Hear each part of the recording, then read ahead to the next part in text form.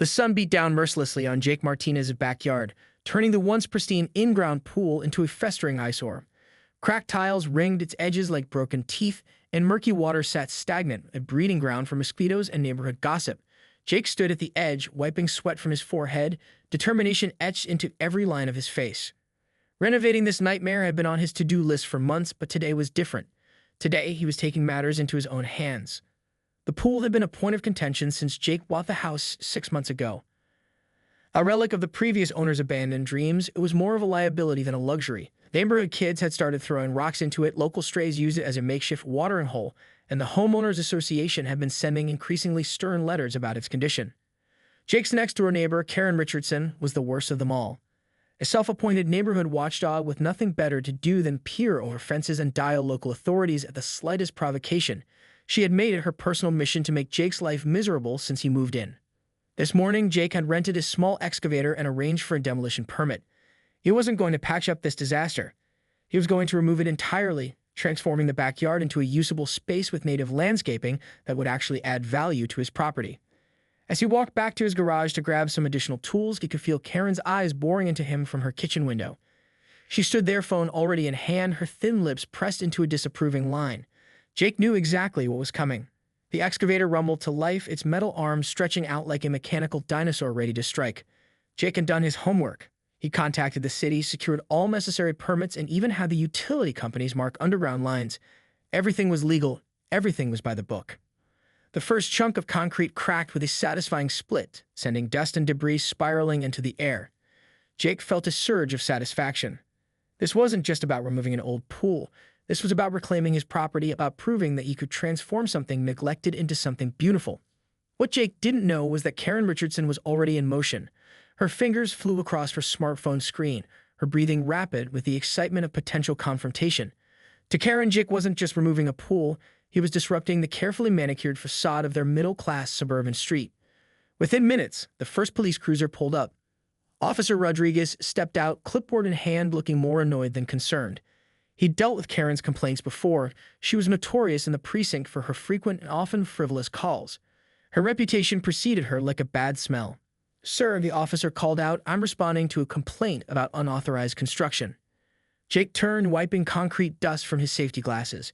He knew exactly what was happening. Karen stood watching from her perfectly trimmed front yard, a triumphant smile playing on her lips.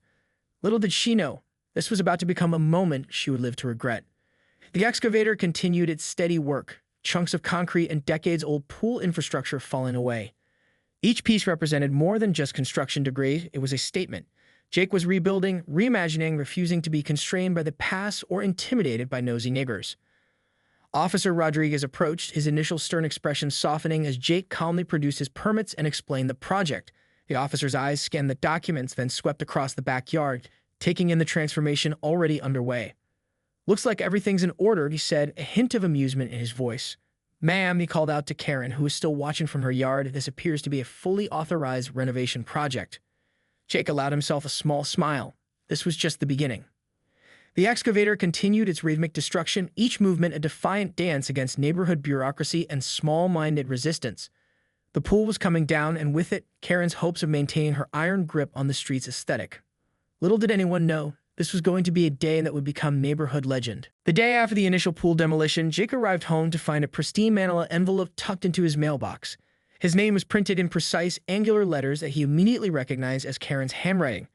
Inside, he discovered a meticulously compiled dossier of supposed code violations, each claim more ridiculous than the last. Apparently, the height of his fence was 2 inches too tall. The shade of his house paint deviated slightly from the neighborhood's approved color palette. Even the placement of his trash cans on collection day was somehow an offense worthy of official documentation.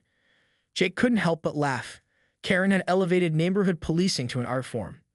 What she didn't know was that Jake wasn't your typical homeowner. A former Marine with a background in civil engineering, he approached problems with surgical precision. Each of her allegations would be systematically dismantled, just like the pool he was removing. Across the street, neighborhood gossip was already churning. The Petersons, an elderly couple who had lived on the block for decades, watched the unfolding drama with a mixture of amusement and sympathy. They remembered when Karen had similarly harassed the previous homeowner, eventually driving him to sell the property. But Jake was different. That evening, he meticulously photographed every inch of his property. He pulled out the original home inspection reports, property surveys, and city ordinance documents. If Karen wanted to fight, he would give her a masterclass in bureaucratic defense. The next morning, a certified letter arrived at the Neighborhood Homeowners Association. Inside was a comprehensive rebuttal to Karen's complaints, backed by professional documentation, precise measurements, and color-coded charts, demonstrating the absolute legality of every single aspect of his property. Karen's initial triumph began to sour. Her attempts to rally other neighbors fell flat. Most were tired of her constant complaints. The pool had been an eyesore for years, and Jake was actively improving the property. His military background and engineering precision were evident in every step of the renovation. But Karen wasn't done, not by a long shot. She began to escalate her tactics: anonymous complaints to the city building department, passive-aggressive notes tucked into Jake's mailbox. She even started taking photos of his property from her second-story window, creating a makeshift surveillance operation that would make most neighborhood watchdogs look amateur. Jake, however, remained frustratingly calm. Each complaint was met with documentation. Each accusation was neutralized with professional courtesy and irrefutable evidence. He was building something more than just a new backyard. He was constructing a fortress of bureaucratic immunity. The pool demolition continued. Heavy machinery churned through the remaining concrete, revealing layers of the property's history. Old pipes, forgotten drainage systems, decades of suburban archaeology emerged from the ground. What Karen didn't realize was that her obsessive harassment was about to backfire in a way she could never have anticipated. Jake wasn't just removing a pool, he was setting the stage for a transformation that would become the talk of the entire neighborhood. And Karen's role in this story was far from over. In fact, it was just beginning to heat up. 2 weeks into the pool demolition project, everything changed. It started with a routine soil test Jake had commissioned. As an engineer, he was meticulous about understanding the land he was working with. The laboratory results arrived on a crisp Tuesday morning, and the moment Jake opened the envelope, he knew something extraordinary was happening. The soil samples revealed more than just standard composition. Nestled within the layers of earth where the old pool once stood was evidence of something remarkable: archaeological significance that would transform everything. A small Native American artifact had been discovered, not just any artifact, but a potentially significant historical remnant that could date back hundreds of years. Jake immediately contacted the local archaeological department at the state university. Dr. Elena Rodriguez, a renowned archaeologist specializing in indigenous history, arrived within hours. Her excitement was palpable as she carefully examined the initial findings. "This could be a game changer," she told Jake, her eyes gleaming with professional enthusiasm. "We might be looking at a significant historical site." Meanwhile, Karen watched from her window, completely unaware that her relentless harassment was about to take an unexpected turn. Her campaign against Jake was about to become monumentally complicated. The archaeological team began a careful excavation. What was once a backyard pool site transformed into a carefully cordoned archaeological dig. Surveying equipment, screening stations, and a team of graduate students descended upon Jake's property. Each layer of soil told a story. Fragments of pottery, stone tools, and other artifacts emerged, painting a picture of indigenous life that had existed long before their suburban neighborhood was even a concept. The site was proving to be an unexpected treasure trove of historical information. Local media caught wind of the discovery. Suddenly, Jake was no longer the neighbor Karen had tried to paint as a troublemaker. He was now the accidental preservationist who had uncovered a potentially significant historical site. The university's archaeological department submitted a formal request to continue their investigation. Jake, understanding the historical importance, agreed to pause his renovation plans. The entire backyard became a carefully managed archaeological site, with each square foot meticulously documented and preserved. Karen's attempts to file complaints now seemed ludicrous. The same city officials she had repeatedly called were now protecting the site, treating Jake's property with the utmost respect and scientific interest. Dr. Rodriguez explained to the local news that the discovery could rewrite understanding of indigenous settlement in the area. These artifacts, suggesting more complex and nuanced history of human habitation than we previously understood, she stated during a press conference held right in Jake's backyard. The neighborhood watched in amazement. The Petersons from across the street couldn't stop talking about the exciting turn of events. Other neighbors who had previously sided with Karen now saw Jake in a completely different light. But Karen was furious. Her carefully constructed narrative of Jake as a problematic homeowner had completely fallen apart. The very pool she had complained about for months had become the gateway to an important historical discovery. Her attempts to control the neighborhood had backfired spectacularly. As archaeological teams continued their work, Jake couldn't help but smile.